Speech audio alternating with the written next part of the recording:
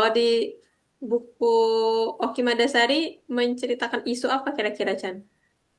Ini keluarga juga, Bu, antara bapak dengan anak laki-lakinya. Bapak dan ibunya ini sebenarnya sudah bercerai gitu, Bu, karena ulah dari bapaknya itu sendiri. Menarik juga ya. Ya, biasanya kalau kita baca novel atau cerpen pertama kali itu, pasti yang paling menarik itu adalah paragraf pertama di bab pertamanya. Menurut kalian, menurut Putri dan Chandra, paragraf pertamanya gimana? Bagus atau tidak? Coba dibacakan.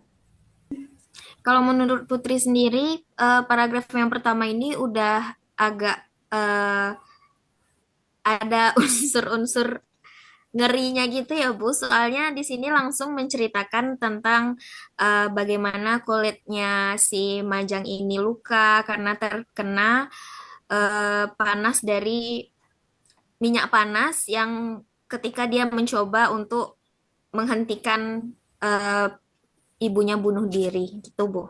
Langsung Ya. diceritakan eh, ya cukup menarik dan mencoba untuk dan ketika kita membaca paragraf ini mungkin di dalam pikiran kita mungkin ada oh ini ceritanya tentang bunuh diri. Jadi ini sebenarnya bunuh dirinya kenapa gitu. Ada pertanyaan-pertanyaan yang membuat kita ingin lagi membaca untuk lanjutan-lanjutan paragraf-paragraf berikutnya. Gitu. Coba dibacakan, Put. Judul subbabnya itu dalam dekapan. Paragraf pertamanya, Majang menangisi kulitnya yang hampir melepuh di telapak tangan kanan dan kirinya. Perban putih yang menutupi lukanya tak menghentikan isakan Majang yang muncul dan hilang tatkala ia ingat siang tadi, bahwa seekor lalat sempat bertengger di sekitar kulitnya yang terbakar. Ia tidak menangis karena untuk sementara waktu tak bisa cebok dengan tangannya sendiri, melainkan penyebab luka bakar itulah yang menjadi borok di hatinya.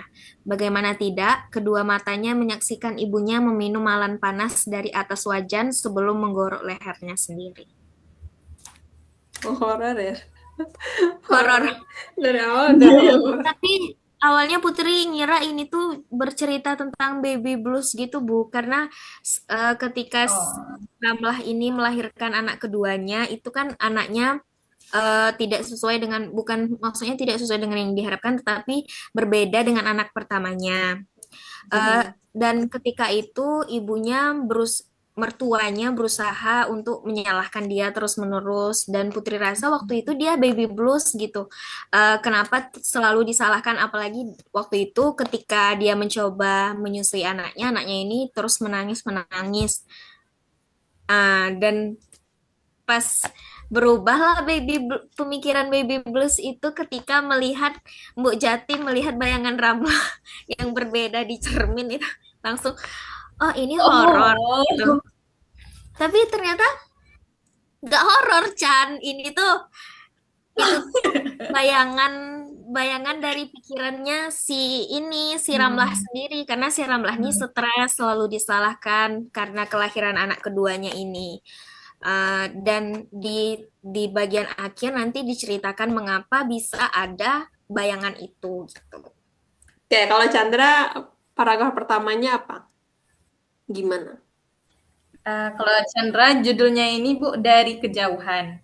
Paragraf pertamanya, aku hidup di dunia yang sama sekali tak pernah dialami dan terpikirkan oleh simbahku saat seusiaku. Bahkan ketika ia sekarang masih hidup di usianya yang hampir 90 tahun. Jangankan simbah, 10 tahun lalu pun aku tak pernah membayangkan dunia akan jadi seperti ini dan aku akan hidup dengan cara seperti ini. Itu paragraf pertamanya, Bu.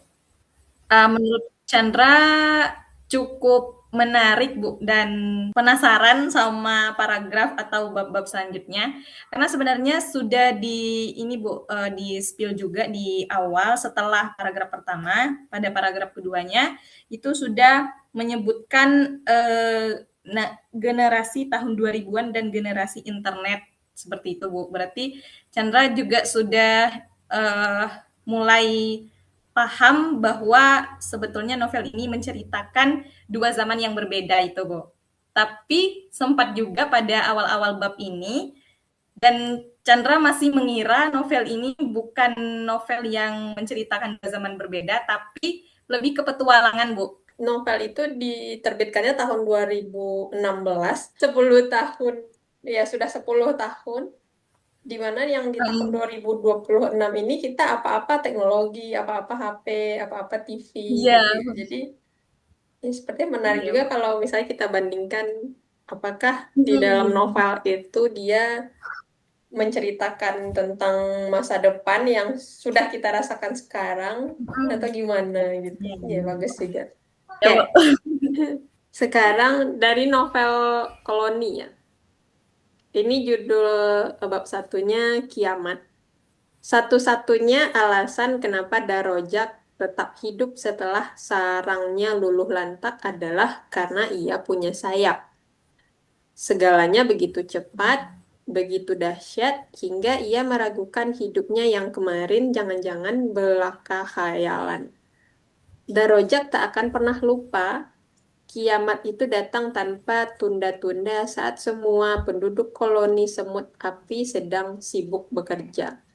Jadi itu paragraf pertamanya dan setelahnya mereka akan setelahnya penulis menceritakan tentang apa saja kesibukan para semut itu sebelum kiamat itu datang. Jadi di paragraf pertama dia sudah langsung menceritakan bahwa ada satu kejadian besar yang dialami oleh koloninya dan tokoh utamanya ini namanya Darojak itu selamat karena dia punya sayap. Dari paragraf inilah saya jadi tahu ternyata ada semut yang punya sayap ya gitu. Jadi menarik karena ada beberapa istilah yang tentang dunia semut yang jadinya kita tahu tentang kebiasaannya, tentang pembagian pekerjaannya dan segala macamnya gitu. Nah, kira-kira nanti kalau setelah ini kita akan menulis esai tentang ini, dari segi apa Putri dan Chandra memilih sudut pandangnya? Mungkin itu, Bu, yang berkaitan dengan nilai moralnya, Bu, yang akan Chandra kupas di dalam esainya. Oke, terkait hal apa? Terkait keluarga, ya, isu keluarganya kah? Atau isu politiknya? Atau isu teknologinya? Atau apa? Isu teknologinya, Bu. Isu teknologinya ya. Jadi bisa dihubungkan juga mungkin dengan kehidupan sekarang. Mungkin sepertinya menarik. Seperti yang kita bahas tadi ya, dia ditulis tahun Iya, Bu. 2016. Kemudian 10 tahun kemudian kita masih membaca novel itu dan apakah yang diceritakannya di dalam kejadian yang berhubungan dengan teknologi itu terjadi di kita sekarang. Mungkin itu ya. Kalau Putri gimana, Iya. Put? Kalau Putri sebenarnya pada zaman sekarang itu kan orang-orang selalu mengatakan bahwa perempuan selalu benar gitu, Bu. Jadi di sini Putri mau ngangkat tema bahwa perempuan itu sebenarnya dia merasa merasa ingin benar karena sebenarnya dia tuh selalu disalahkan gitu, Bu. Kayak tidak semua perempuan itu benar, tetapi sebagai sifat yang dimiliki oleh seorang perempuan, dia ingin selalu merasa benar karena dia tuh selalu disalahkan. Seperti itu, Bu. Oh iya, menarik Karena juga. Menarik juga. sebagai seorang perempuan tuh kadang ngelakuin ini salah, padahal kalau yang sebenarnya kita lihat seorang lelaki juga banyak menaruh salah di dalam buku ini, tetapi yang selalu diagung-agungkan salah itu ya si perempuan ini gitu. Oh Mulai iya dari ya. ibunya, mulai dari si Ramlahnya, mulai dari eh, yang si Kolilanya, anak kedua dari ibu tadi. Memang paling tepat sih kalau kita melihat yang novel ini dari sisi keperempuanan ya. Mungkin. Oke, Mm-mm. kalau saya dari novel ini mungkin akan saya bahas tentang pertama tentang detailnya si penulis membahas semut. Seperti yang saya bilang tadi, kita jadi tahu kehidupan semut itu bagaimana ketika ada semut di rumah kita malah jadi kasihan gitu. Kita jadi Iya, malah, Bu. oh kamu tersesat ya di sini. Kamu kayak mau, seperti kita tuh mau mengajak dia berbicara gitu. Seperti yang ada di novel ini. Karena kita tahu seluk-beluk kehidupannya di dalam sarang itu bagaimana. Kemudian kalau misalnya kita lihat semutnya agak besar sedikit, kita ini jangan-jangan semut ratu, ayo kita selamatkan seperti itu. Jadi Tapi memang beda lebih lagi kalau semut api ya, Bu. iya. Kalau semut api gimana ya? Tapi ngomong ini cerita tentang semut api loh. Semut api jenis Oh, Oh, semut ini jenis semut api gitu.